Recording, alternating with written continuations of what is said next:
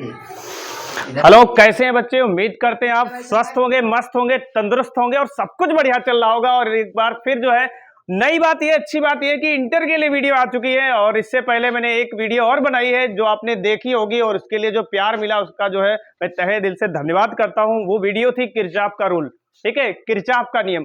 अगर आपने नहीं देखी है, 12th क्लास वाले बच्चों के लिए है, भौतिक विज्ञान में, ठीक है, तो आप जरूर देखो किरचॉफ का नियम।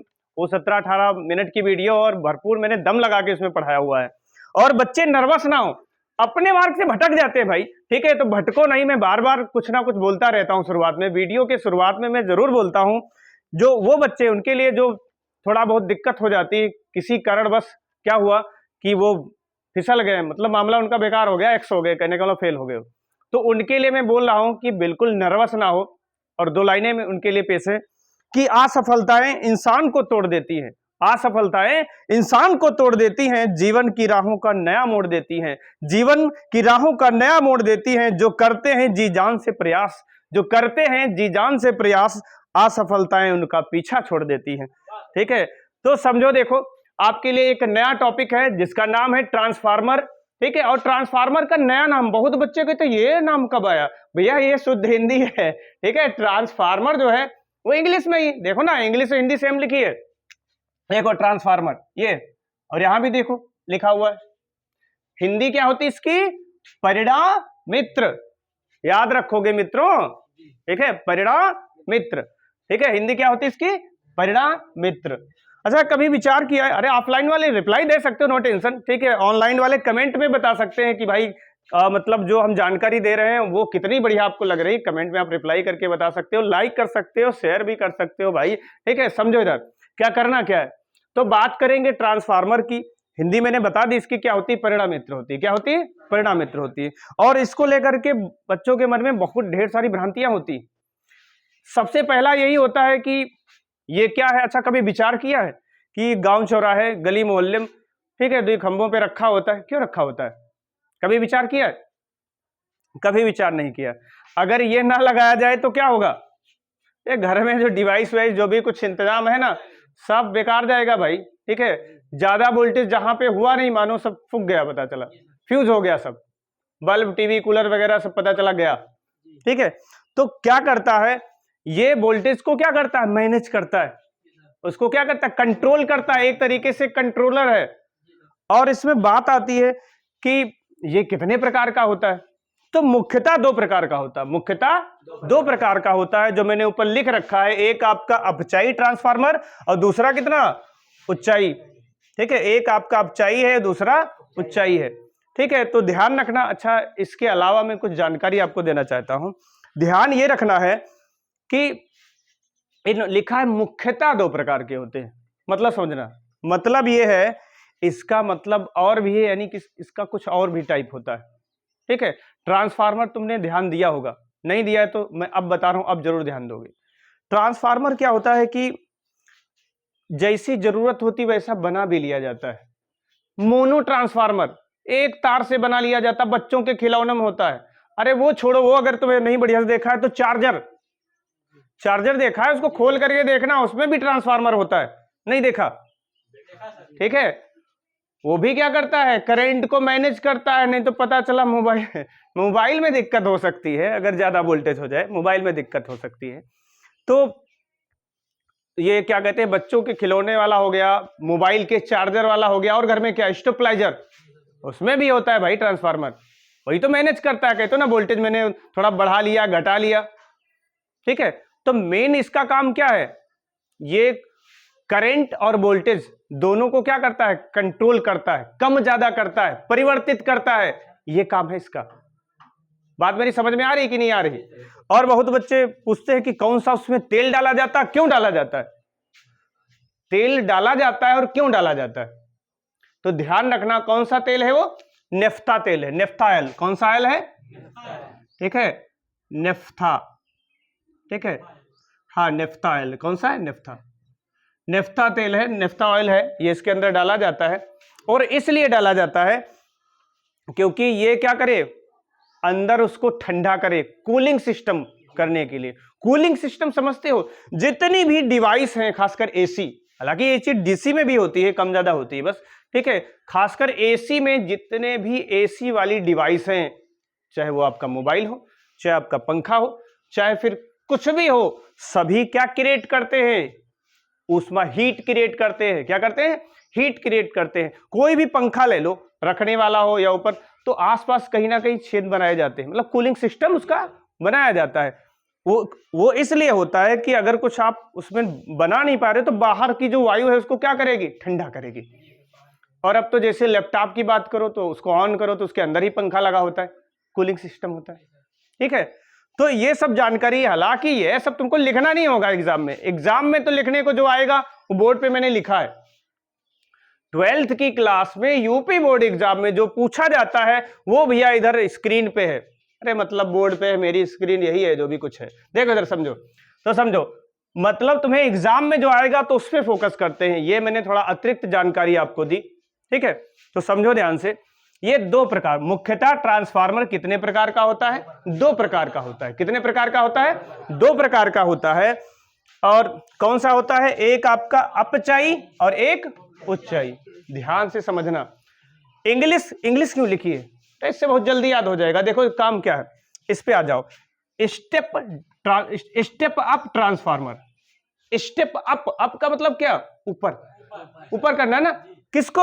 निम्न विभव को उच्च विभव में। ये ट्रांसफार्मर क्या करता है? जितना लूज वोल्टेज है, निम्न है, कम है, उसको बढ़ा देता है। उसको क्या कर देता है? बढ़ा देता है। और ये क्या करता है? उल्टा, ये जितना हाई वोल्टेज है उसको लो कर देता है, यानी ज्यादा अगर हो गया है तो उसको क्या कर देगा? कम कर देगा, ठीक है। दोनों में क्या, इसको बनाने के लिए क्या होता है? क्वाइल होती, ठीक है, 2 क्वाइल, जिसमें देखो इधर अपचाई की बात कर रहे हैं, जिसमें ज्यादा लपेट हैं, ज्यादा फेरे हैं, ठीक है, उसको कहा जाता है प्राइमरी क्वाइल, मतलब प्राथमिक कुंडली। क्या कहा जाता है?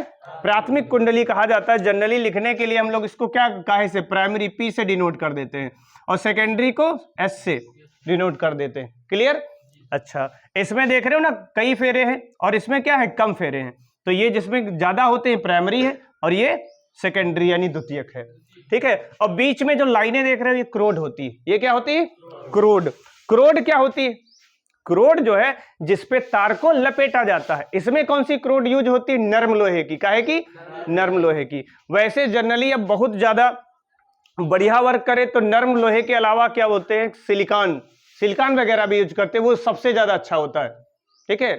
सिलिकॉन की सबसे ज्यादा अच्छी होती है, देखो समझो। लेकिन ज्यादातर मोस्टली पहले क्या यूज किया जाता है? नर्म लोहे का क्रोड पहले यूज किया जाता है, अब जो है करने लग गए, ठीक है। नर्म लोहा सबसे पहले यही यूज किया जाता था, अब जो है क्या कहते हैं, सिलिकॉन वगैरह भी यूज कर लेते हैं, ठीक। इधर समझो, वो इससे बढ़िया होता है, नर्म लोहे से भी अच्छा होता है सिलिकॉन, ध्यान रखना, ठीक है। तेल कौन सा इसके अंदर डाला जाता है? मैंने बताया नेफ्था ऑयल डाला जाता है ताकि कूलिंग सिस्टम रहे और अंदर भंवर धाराएं ना बने। अब भंवर धारा क्या होता है मैंने बता रखा है, ठीक है।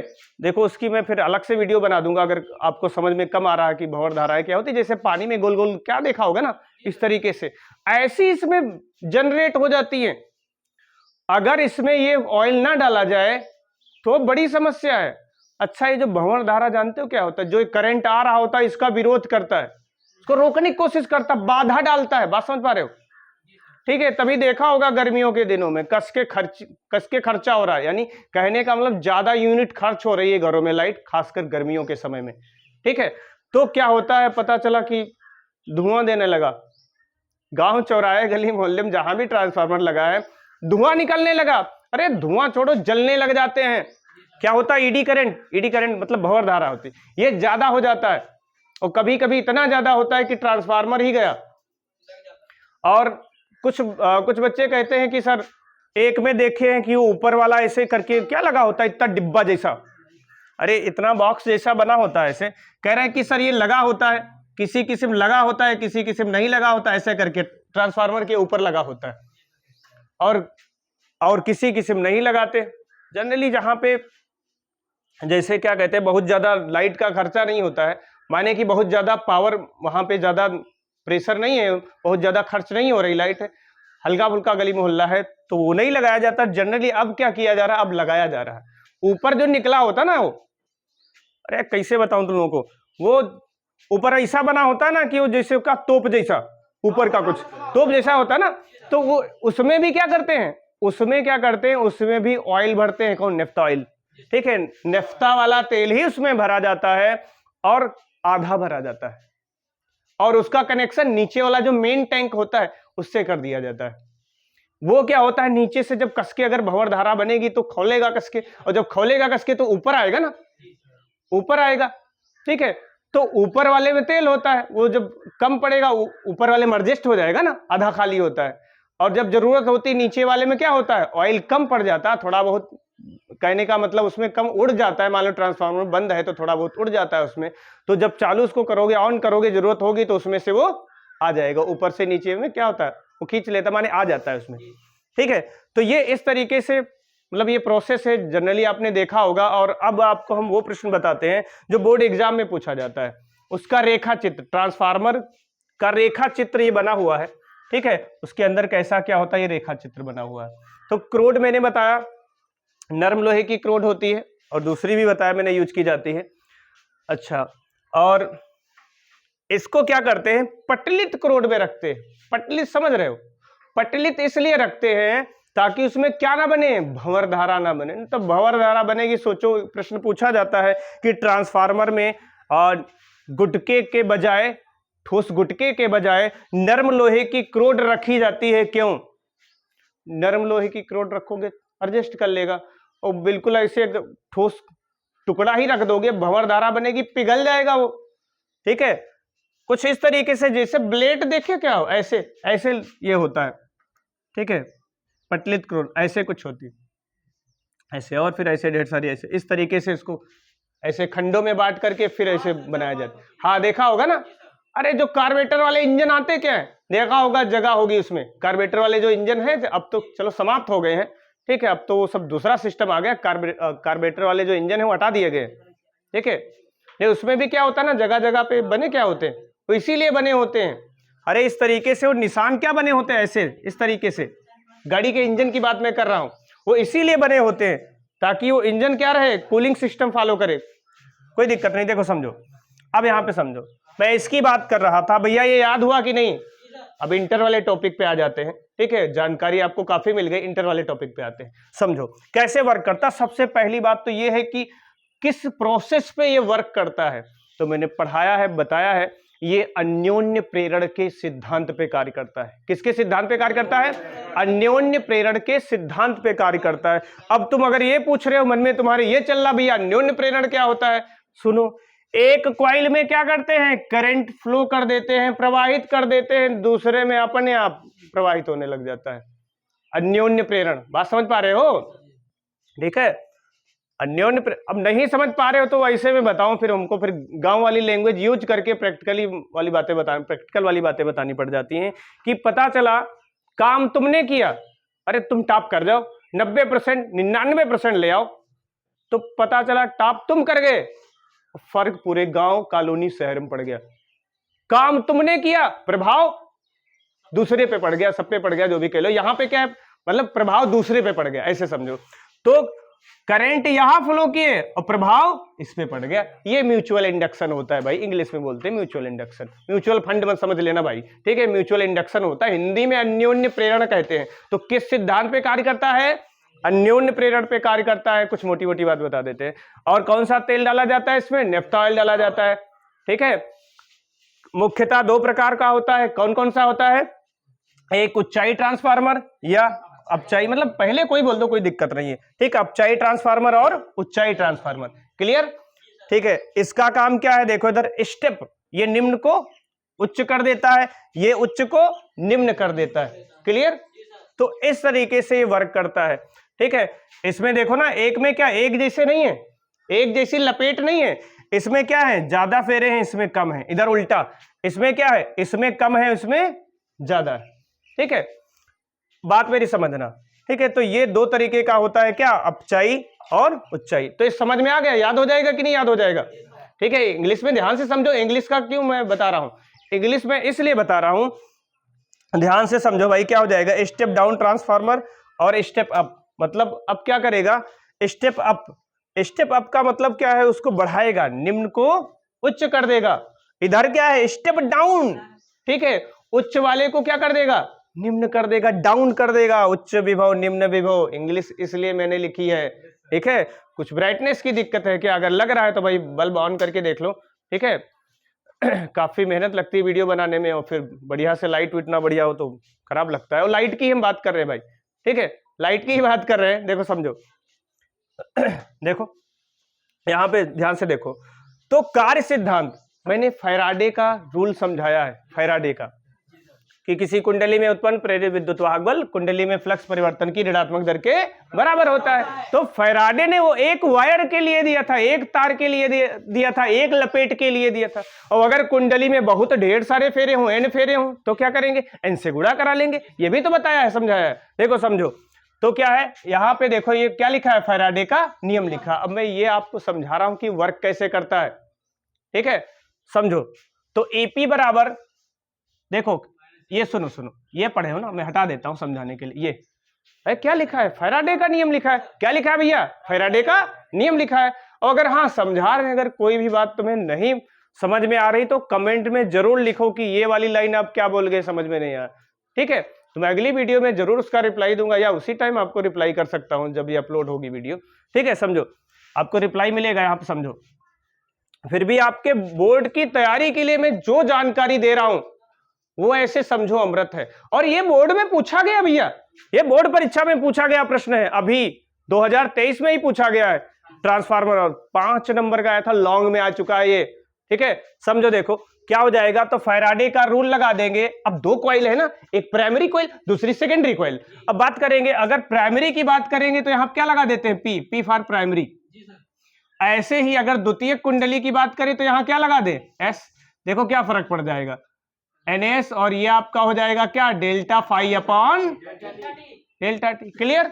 अच्छा, अब अगर मैं इसको भाग कर दूं, क्या कर दूं, भाग कर दूं, तो क्या हो जाएगा, EP अपॉन ES, ठीक है।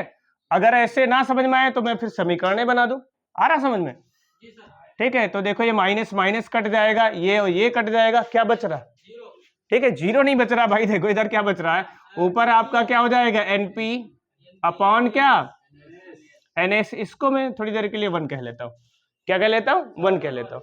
अब बात मेरी समझना, अगर सर्किट ओपन है, खुला परिपथ है, तो ये जो विद्युत वाहक बल है वो किसके, विभवांतर के बराबर हो जाता है, विभव के बराबर हो जाता है। कैसे समझो, यानी जहां पे मैंने ई वाला वर्ड यूज किया वहां पे आप वी ले सकते हो, ठीक है, विभव के लिए। तो देखो क्या हो जाएगा, इसी हिसाब से V बराबर आपका कितना हो जाएगा, -N डेल्टा फाई अपॉन क्या, डेल्टा टी। तो इसको अगर मैं P की बात करूं तो यहाँ P, तो क्या हो जाएगा, यहां भी P हो जाएगा। क्लियर। ऐसे ही यहां पे VS है तो क्या हो जाएगा, यहां भी हो जाएगा, ठीक है। ये क्या हो जाएगा, delta phi upon delta T. क्या ये लाइनें समझ में आ रही हैं, ठीक। देखो इधर, फिर इसको भाग करके देख लो भाई, फिर भाग कर दो, तो क्या हो जाएगा, VP अपॉन VS, ये कट जाएगा, क्या गया, NP अपॉन NS। इसको 2 कह दो भैया। समीकरण 1 व 2 की शकल मिलाओ, देखो है कुछ, क्या एक जैसा लग रहा है, ध्यान से देखो, 1 और 2 क्या है, एक जैसे हैं, ये देखो वैल्यू इक्वल है। तो क्या हो जाएगा, समीकरण 1 व 2 से क्या हो जाएगा, समीकरण 1 व समीकरण 2 से, समीकरण 2 से, ठीक है। देख लो क्या हो जाएगा, ये आपका हो जाएगा कितना, EP अपॉन क्या हो जाएगा, ES हो जाएगा बराबर VP, yes, VP upon VS हो जाएगा बराबर, सबके बराबर में क्या है, NP अपॉन NS है, और इसको मान लेते हैं R। R क्या है, जहां R जो है वो क्या है, परिणमन अनुपात है। R क्या है, परिणमन अनुपात है। अच्छा, एक प्रश्न मन में नहीं आता है कि ये कम और ज्यादा कर देता है तो कहां से कर देता है, फिर इसमें और जनरेटर में फर्क क्या है, क्या इसके पास इंतजाम होता है कि बढ़ा देता है कुछ। तो ध्यान रखना, इसके पास खुद का कोई इंतजाम नहीं होता है जो बढ़ा घटा सके, लेकिन ध्यान देना थोड़ा सा, ठीक है। ये देखो क्या है, ये देख रहे हो ना, ये तो इसका मतलब क्या है, अगर फेरों की संख्या बढ़ाओगे तो वोल्टेज बढ़ जाएगा, प्राथमिक कुंडली में, ऐसे द्वितीय कुंडली में। ठीक है, एक बात और देखो, मैंने यहाँ लिखा है प्राथमिक कुंडली में शक्ति और द्वितीय कुंडली में शक्ति। मान लिया जाता है कि दोनों कॉइल में करंट लगभग क्या है, बराबर है। तो देखो एक रिजल्ट और आ रहा है, उसका कारण भी अभी पता चलेगा। P बराबर क्या होता है, वी आई। ये क्या होता है, वी आई। ऐसे यहां भी लिख दिया मैंने वी आई। प्राइमरी है तो यहां क्या लिख दूं, P। यहां भी आपका क्या P, और यहां क्या S, और यहां भी S, ये लिख दिया। तो ध्यान से देखो क्या बनेगा, एक रिजल्ट और आ जाएगा। वो क्या है, VP, नीचे ले आओ, क्या VS बराबर आपका क्या हो जाएगा, IS अपॉन IP।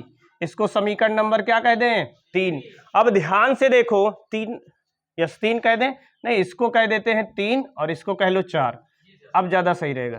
ध्यान से देखो 3 और 4 की शक्ल देखिए भाई, समीकरण की बात कर रहा हूं मैं। ठीक है, देखो 3 4 में फिर कुछ सेम है, ये देखो। ठीक है, तो 3 और 4 से क्या हो जाएगा, समीकरण 3 व समीकरण 4 से देखो क्या हो जाएगा, दोनों से देखो एक रिजल्ट क्या मिलेगा, ये मिलेगा EP अपॉन ES बराबर VP अपॉन VS बराबर क्या NP अपॉन NS बराबर क्या IS अपॉन IP। ये रिजल्ट मिला है भैया। इसी प्रोसेस पे क्या करता है, वो काम करता है। और हाँ, कम ज्यादा वाली बात में कर रहा, ध्यान से देखो, सब तो समानुपाती है, लेकिन करंट और वोल्टेज देखना यहां ध्यान से। यहां P लिखा है तो यहां S लिखा है, इसका मतलब जो है वोल्टेज और धारा का जो रिलेशन है वो रिवर्स होता है, उल्टा होता है। और इसी ये मतलब जो समझ रहे हो, यही कम ज्यादा होना ना, ये जो कम ज्यादा देख रहे हो ना, फेरे कम ज्यादा होना, या ऐसे कह लो ना। यहां देखो ये VP है तो ये क्या है, IS है, तो ये उल्टा है ना संबंध। इसी की वजह से ही करंट क्या होता है, कम और ज्यादा होता है। यही कारण है कि वो करंट को क्या करता है, कम और ज्यादा, यानी वोल्टेज को कम और ज्यादा कर देता है। ठीक है, तो उम्मीद करते हैं ये बात समझ में आ रही होगी जो मैंने बताई है। ठीक है, रुक जाओ भाई, इधर समझ लो, अभी रुक जाओ, यहाँ पे थोड़ा सा समझो। देखो कुछ बातें, एक आध बातें रह गई, उनको भी ध्यान से समझ लो। तो ये इसका है, ये सिद्धांत है। कार्यविधि क्या होती, देखो इधर समझो। जब आप करंट को भेजते हो, मैं थोड़ा यहां से बता देता हूं, यहाँ पे तो जानते हो प्रत्यावर्ती धारा कैसे चलती है, ऐसे कुछ चलती, कुछ इस तरीके से चलती है ना। ठीक है, दोबारा बना देता हूं, लगभग रफ डायग्राम मैंने बनाया था इस तरीके से। ठीक है, एसी करंट ऐसे चलता है ना। तो क्या होता है कि कुंडली एक पूरे चक्कर में एक बार क्या होती है, एक बार क्या होती, चुंबकित होती। चुंबकित होने का मतलब ऑस्टेड ने प्रयोग किया था कि किसी वायर में, तार में तुम करंट को भेजोगे, विद्युत धारा प्रवाहित करोगे, चुंबक का गुण आ जाता है, और बंद करते हैं स्विच को, चला जाता है चुंबक का गुण। तो जैसे इसमें विद्युत धारा प्रवाहित की जाती है, तो ये क्या होती है, एक बार एक चक्कर में क्या होती है, चुंबकित होती है। मतलब पहले चुंबक का गुण दिखाती है और फिर नहीं दिखा, एक चुंबकित होती है, विचुंबकित होती है, मतलब चुंबक का गुण दिखाती है फिर नहीं दिखाती। और बार बार ऐसा करने से ही क्या उत्पन्न हो जाता है, एक विद्युत वाहक बल उत्पन्न हो जाता है, जो डिपेंड करता है किस पे, ये फेरों की संख्या पे। ये लपेट कैसे, ये मैंने पूरा जो है प्रोसेस लिख करके गणित वाले ढंग से बताया हुआ है। तो उम्मीद करते हैं भाई ये वीडियो आपको पसंद आ रही होगी। अगर नहीं भी पसंद आ रही तो कमेंट में आप जरूर लिख करके बताओ कि ठीक है ये वाला जो है आपका बढ़िया नहीं लगा। अरे अच्छा लगता है तो अच्छा बताओ, खराब लगा है तो कमेंट में खराब वाला भी बता दिया करो भाई, पता तो चले कि क्या खराबी है। ठीक है, हम सुधार करेंगे, बहुत बेस्ट पढ़ाने की और कोशिश करेंगे। ठीक है, तो उम्मीद करते हैं आपको सब कुछ बढ़िया से पसंद आ रहा होगा। ठीक है, तो आज के लिए इतना ही रखते हैं। Okay, thank you.